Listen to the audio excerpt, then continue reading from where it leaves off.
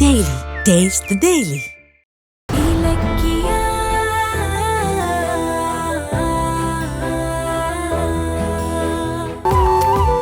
இங்க உட்கார இலக்கிய.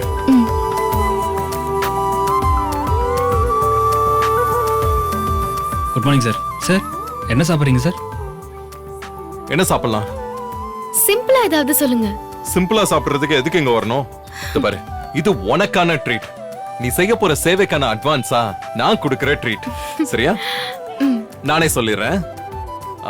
வேற சார் 2 மட்டன் பிரியாணி, சிக்கன் 65 1, இந்த பார்பிக்யூ ஹாஃப், பட்டர் நான் 2, கடாய் பன்னீர் 1, அப்புறம் இளநீ பாயாசம்.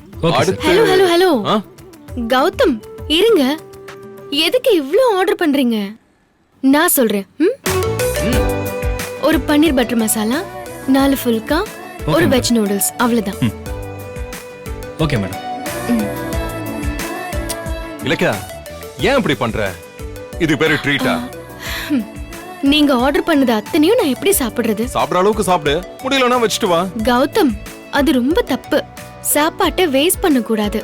இந்த உலகத்துல எத்தனை கோடி பேரு ஒருவேளை சாப்பிட கூட சாப்பாடு இல்லாம இருக்காங்க. அது தெரியுமா உங்களுக்கு? பசிக்காக எத்தனையோ கைகள் கை நீட்டிட்டு இருக்கும்போது நம்ம சாப்பாட்டை வேஸ்ட் பண்ணா அதை விட பாவம் வேற எதுவுமே இல்ல கௌதம். என்ன அப்படி பாக்குறீங்க? இல்ல, யாருமோ பொண்டாட்டி ரொம்ப அறிவா பேசிட்டு இருக்கா, அதான் ரசிச்சு பாத்துக்கிட்டு இருக்கேன். சும்மா ஓட்டாதீங்க. நிஜமா தான் சொல்றேன். இந்த விஷயம் தெரியாம எத்தனையோ பேரு கல்யாணத்துல, ஃபங்க்ஷன்ல எல்லாம் சாப்பாடுல கூட ஆடம்பரத்தை காட்டணுங்கிறதுக்காக வகை வகையா செஞ்சு கடைசியில குப்பையில கொட்டுறாங்க. ஆக்சுவலா நீ சொல்றது யோசிக்க வேண்டிய விஷயம் தான் இல்ல? இலக்கியா, எனக்கு ஒரு டவுட். என்னங்க? நீ எவ்வளவு பொறுப்பா சிம்பிளா இருக்க, ஆனா உன் கூடயே வளர்ந்த அந்த அஞ்சலி மட்டும் ஏன் ராட்சசி மாதிரி இருக்காவ? அவளும் ஒன்ன மாதிரி இருந்திருந்தா கார்த்திகோட நிம்மதி கெட்டு போயிருக்காதுல்ல? அவளாம் ஒரு பொண்ணா நினைக்கிற அளவுக்கு பண்ணிட்டாவ. அதே வீட்டுல தானே நீயும் வளர்ந்த. உனக்கு இருக்கிற நல்ல குணத்துல ஒண்ணு கூட அவகிட்ட இல்ல. ஒருவேளை உங்க மாமா அஞ்சலியை கண்டிக்காம வளர்த்துட்டாரோ?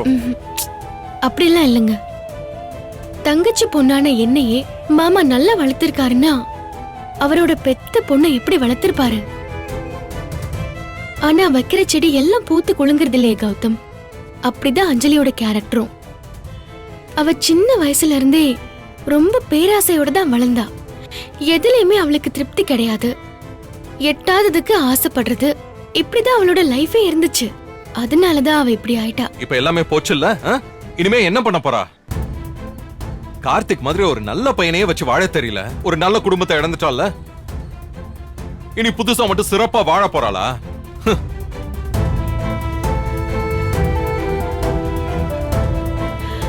சார்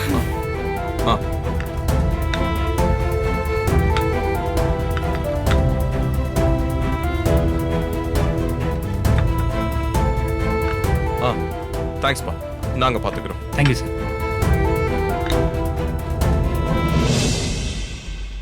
இலக்கியா, உன்னோட ஆதரவற்ற பெண்கள் எல்லாமும் சக்சஸ் ஆயிடுச்சுன்னா எனக்கு ரெட்ட சந்தோஷம்.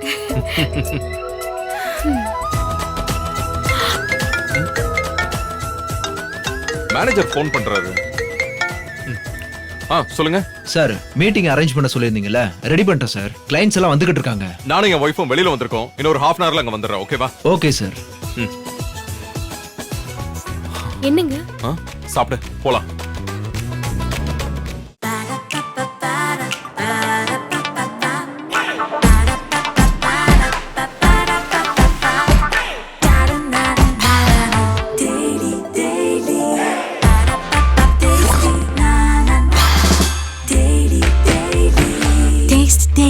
Taste the Daily.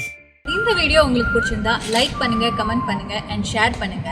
மறக்காம சரிகமா டிவி ஷோஸ் தமிழை சப்ஸ்கிரைப் பண்ணுங்க.